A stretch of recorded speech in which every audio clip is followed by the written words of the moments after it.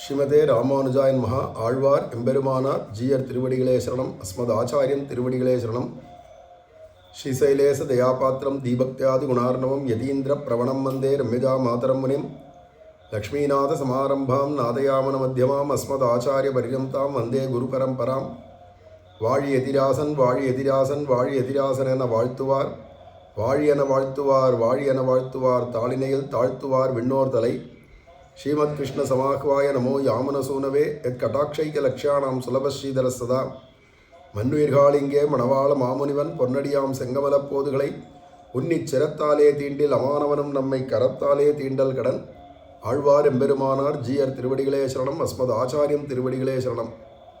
இந்த பெருமாள் திருமொழி குலசேகர பெருமாள் அருளி செய்த இந்த பிரபந்தத்தில் 3ஆம் பத்து, மெய்யில் வாழ்க்கையை மெய்யெனக் கொள்ளும் இவ்வையந்தன்னோடும் கூடுவதில்லையான் அப்படிங்கிற இடத்துக்கு பிரவேசம், அதாவது அவதாரிகை கொடுக்கிறார் சுவாமி பெரியவாச்சான் பிள்ளை. அந்த அவதாரிகை ஆரம்பிக்கச்சவே முதல் பங்கியே போன 10 பாசுரத்தினுடைய சுருக்கத்தை சொல்கிறார். அப்படி சொல்லச்சவே பேராளன் பேரோதும் பெரியோரை ஒரு காலம் பிரிகிலேன் என்று பகவத் பிராவண்யம் ததிய சேஷத்துவ பரியந்தமாய் அவர்கள் அல்லது செல்லாமை பிறக்கும் அளவும் உண்டானது சொல்லிட்டு கீழில் திருமொழியில் அப்படின்னா, பேராளன் பேரோதும் பெரியோரை, பேராளன் அப்படின்னா பகவான் எம்பெருமான், அந்த எம்பெருமானுடையதான பேர் ஓதும் அந்த பகவானுடைய திருநாமத்தையே சதா சர்வகாலமும் ஓதிட்டு இருக்கக்கூடிய பெரியோர், அவளை தான் பெரியோர் அப்படின்னு சொல்லலாமே தவிர மிச்சம் எல்லாரும் சிறியோர் தான். பகவானுடைய திருநாமத்தை சொல்லாதவா எல்லாரும் சிறியவர்கள் தான். உலகத்தையே பெரியவர்கள்னா நாமத்தை சொல்கிறவா தான் அப்படிங்கிறத பெரிய இது திருமங்கை ஆழ்வார் சாதிக்கிறார் இல்லையா.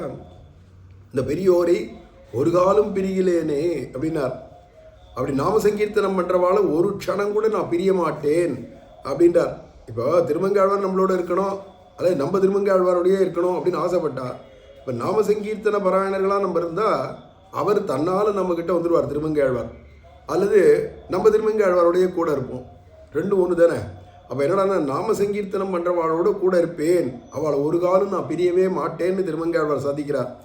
அப்படி எவ்வளோ கூட நமக்கு பகவான்கிட்ட பக்தி உண்டாருதோ அதனுடையதான பராகாஷ்டை எல்லை எதிரான ததிய சேஷத்துவ பர்யந்தமாய். ததிய சேஷத்துவம்னா அவனுடைய நாமங்களை சொல்லக்கூடிய மெய் அடியார்களுக்காலே அவளுக்கு நான் அடியவன், அடியவர்க்கு அடியவன் அப்படிங்கிறதான நிலையில்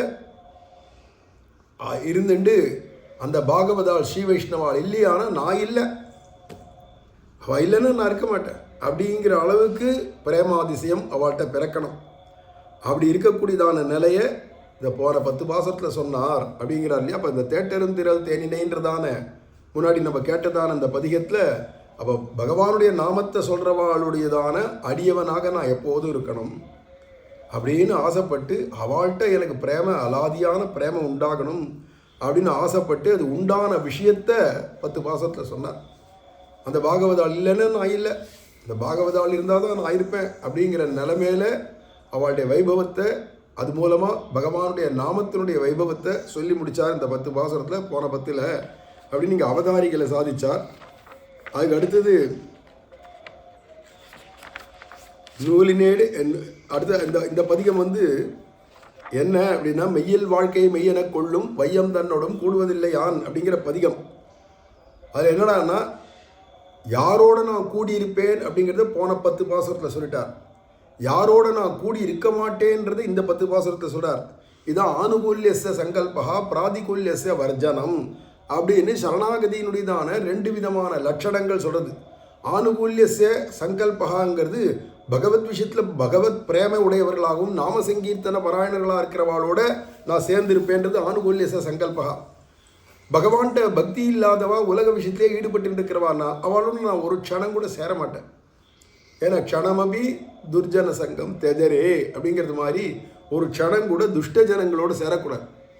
அதனால தீய கந்தம் உள்ளதொன்றை சேர்ந்திருப்பதொன்றுக்கு தீய கந்தமேறும் திறமது போல் அப்படிங்கிறார் சுவாமி மணவாள மாமனிகளும். அப்போ அந்த மாதிரி துர்கந்தத்தோட பழகினோம்னா நமக்கு துர்கந்தம் வந்துடும். அது மாதிரி துஷ்டாவோட சேர்ந்தோம்னா துஷ்ட குணம் தான் நமக்கு வரும், தௌஷ்டியம் தான் வரும். அப்படிங்கிறதுனால அவளோட சேரமாட்டேன் அப்படின்றதுக்கு இல்லையா, யூயம் யூயம் வயம் வயம்னு சொல்கிறது மாதிரி. அதனால அந்த விஷயத்தை பிராதிகூல்யச வர்ஜனம் அப்படிங்கிறது தான் இந்த 10 பாசத்தில் சொல்கிறார். அதில் 2வது பாசுரம், நூலினேர் இடையார் திறத்தே நிற்கும் ஞானம் தன்னோடும் கூடுவதில்லையான் ஆலியா அழையா அரங்கா என்று மாலெழுந்தொழிந்தேன் எந்தன் மாலுக்கே நாராயண பராவயம் அர்த்தகாம பரா யூயம். அவன் நான் எப்படி ஆயிட்டேன்னா நாராயணனுக்கே பித்து பிடிச்சி போயாச்சு.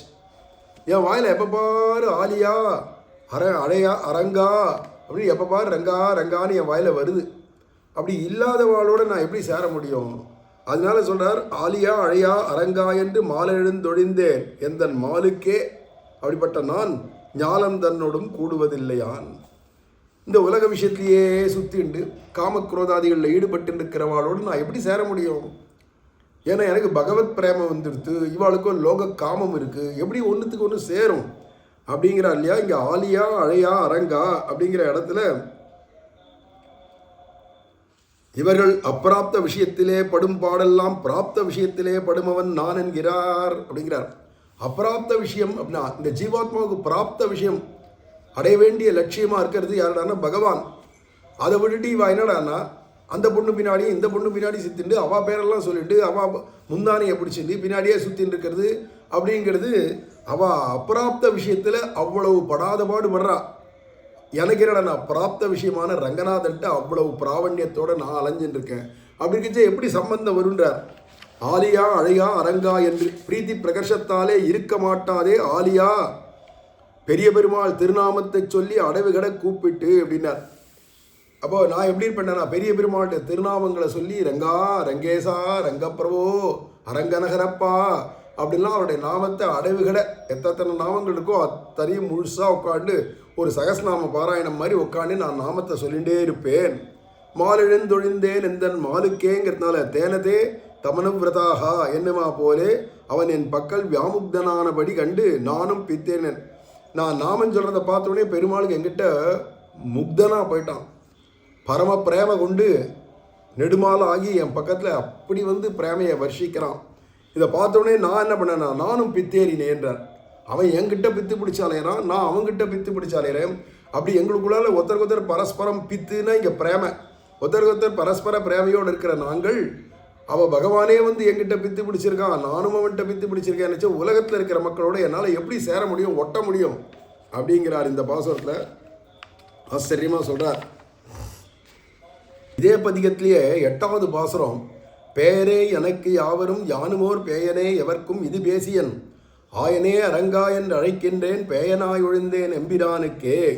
பித்தனாய் ஒழிந்தேன் பித்தனாய் ஒழிந்தேன்னார். இப்போ பேயனாய் ஒழிந்தேன். ஏன்னா பேய் என்ன பண்ணும் அப்படின்னா எப்போ பாரு பசி பசி பசி தாகம் தாகம்னு அலையும். அது மாதிரி பகவத் விஷயத்தில் பசி தாகத்தோடு அலையக்கூடியவன் நான்.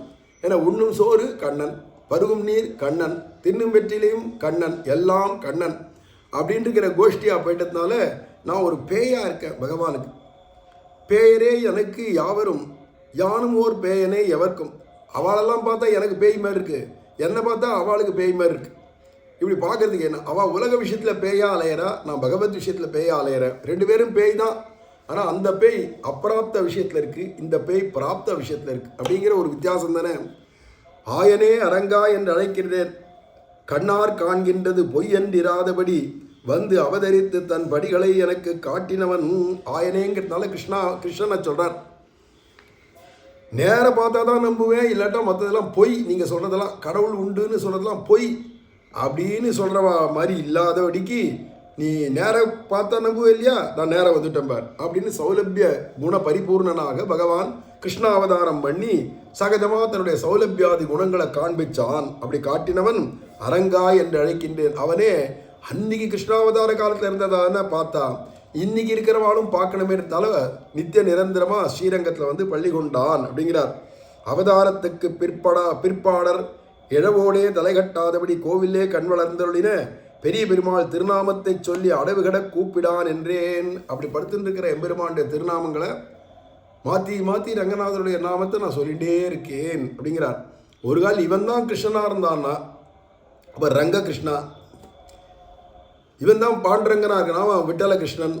எல்லா சன்னதியும் அங்கே இருக்கே, ஸ்ரீரங்கத்தில் தான் உள்ளே போனால் விட்டல கிருஷ்ணனும் தான் இருக்கான், எல்லா கிருஷ்ணனும் தான் இருக்கான், ஆக ராமனும் இருக்கார், எல்லாமே இந்த ரங்கநாதன் தான். அப்படிங்கிறதுனால நமக்கு ராமாவதாரத்தில் கூட இல்லைன்னோ கிருஷ்ணாவதாரத்தில் கூட இல்லைன்னோ எந்தவித குறையும் இல்லாதபடி ரங்கநாதனே இருக்கிறதுனால இந்த ரங்கநாதனுடைய பல்வேறு விதமான நாமங்களை ஒன்று பாக்கி இல்லாத எல்லா நாமங்களையும் சொல்லிட்டு இருக்கேன் அப்படிங்கிறார். பேனாய் ஒழிந்தேன் எம்பிரானுக்கே, ஒரு விஷயத்திலே பித்தேறினவன் நமக்கு இனி ஆகான் கான் விடாய் என்று இதரர் என்னை உபேட்சிக்கும்படி ஆனேன். இவன் ஒன்றுத்துக்குமே லாய்க்கலடா, இனிமே உலக விஷயத்துக்கு லாய்க்கல. இவனோட சேர்ந்தால் நமக்கும் பைத்தியம் பிடிச்சிரும். இவன் சொல்கிற ரங்கா ரங்கான்றது நம்ம வாயிலையும் வந்துடும் அப்படின்னு நினச்சிட்டு எல்லாரும் விட்டுட்டு போயிடுவாளாம். இவன் ஆகான் கான் விடாய், இவனை விட்டுரு நம்ம போவோம் அப்படின்னு எல்லாரும் என்னை உபேட்சை பண்ணும்படி, அதுவே சாக்கா வச்சுன்னு பகவான் என்னை அபேட்சிக்கும்படியாக அப்படி ஒரு பாக்கியம் எனக்கு கிடைச்சது அப்படிங்கிறார். ஆக அந்த ரங்கநாதனுடைய நாமத்தை அடைவுகட எப்போ பாரு சொல்லிகிட்டே இருக்கேன் அப்படின்னு இந்த பாசுரத்தை சொல்கிறார். அப்படி இருக்கிறவாளோட உலகத்து மக்கள் எப்படி பழகுவா அப்படிங்கிறதுனால அவள்லாம் நம்மளை கைவிட்டுருவானா, கைவிட்டுருவாளேன்னு நமக்கு என்ன வருத்தமோனா, அதை விட்டுட்டு போக மாட்டாளா அவள் நம்மளை. சத்சங்கம் நம்மளோட சேராதா, சத்சங்கத்தை நம்ம போய் கூட மாட்டோமா அப்படின்னு. மேலும் கோவிலில் வாழும் வயிற்றடவன் என்னும் வன்மை கண்டாயேன்னு அருளிய பெரியாழ்வார். அது மாதிரி கோவில்லையே நித்தியம் இருந்துட்டு போனால் போச்சு. அப்பப்போ அங்கே பஜனை நடக்கும், அரங்கன் கோவில் திருமுற்றத்தில் ரங்கவிலாச மண்டபத்தில். அப்பப்போ அதில் கலந்துக்கலாம். மிச்சபடி சன்னதிகளில் ஏதாவது ஒரு இடத்துல போய் ஏதாவது ஒரு கைங்கரியம் பண்ணிட்டு இருக்கலாம். இப்படிப்பட்ட பாக்கியம் எனக்கு கிடைக்கும். இவா வந்தானா தான் பிரச்சனையே. இந்த உலகத்தவர்கள் பித்து பிடிச்சிருக்காளே உலக விஷயத்தில், அவள்லாம் வந்தால் தான் பிரச்சனையே. நம்மளை அவளாம் விட்டுட்டு போயிட்டா தேவையில்லாமேண்ணா, அதுக்கு அவள்லாம் விட்டுட்டு போகிறதுக்கோ உலக விஷயம் மாய கலி விதி எதை வேணாலும் சொல்லு, அதெல்லாம் உன்னை விட்டுட்டு போகணுன்னா ஒரே வழி நீ நாமத்தை சொல்லின்று. பகவானை சரணாகதி பண்ணிட்டு அவனை வீண் பொழுது போக்காத நாமத்தை சொல்லின்று. அதுவே தன்னால் வேண்டாததெல்லாம் விட்டு போய் வேண்டியதெல்லாம் உனக்கு கிடச்சிரும் அப்படின்னு காட்டுறாருங்க. இதோட குலசேகர பெருமாள் திருமொழியில் இருக்கக்கூடிய நாம சங்கீர்த்தன மகிமை பூர்த்தி ஆகிடுறது. அடுத்த ஒரு பிரபந்தத்தை ஆரம்பிக்கலாம். ஆழ்வார் எம்பெருமானார் ஜீயர் திருவடிகளே சரணம். அஸ்மத் ஆச்சாரியம் திருவடிகளே சரணம். ஸ்ரீமதே ராமானுஜாய நமஹ.